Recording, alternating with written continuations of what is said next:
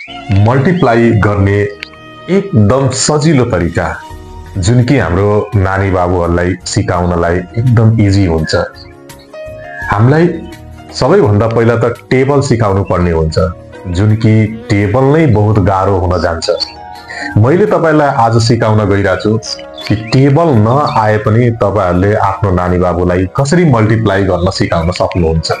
आउनुस् त्यसको बारेमा जानौं। जस्तै यहाँ हाम्रो 4 छ।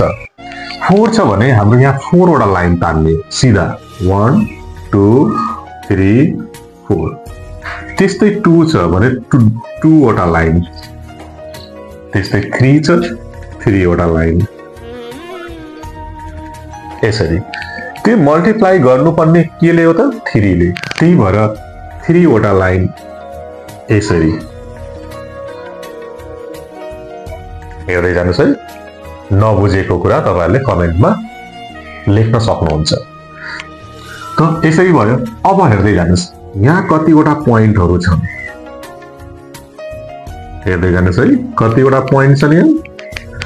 1 2 3 4 5 6 7 8 9 9।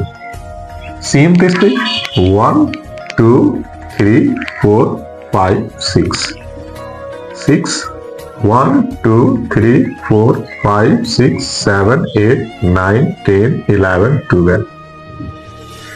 हाम्रो आन्सर आयो कति 1269। बुझ्नुभयो? तपाईहरुले यसरी यो मेथडले तपाईहरुले आफ्नो नानी बाबुलाई मज्जाले तपाईहरुले मल्टिप्लाई सिकाउन सक्नुहुन्छ। अरु पनि तपाईहरुले नम्बर लिन सक्नुहुन्छ। जस्तै कुनै कुनैको क्यारी पनि आउँछ।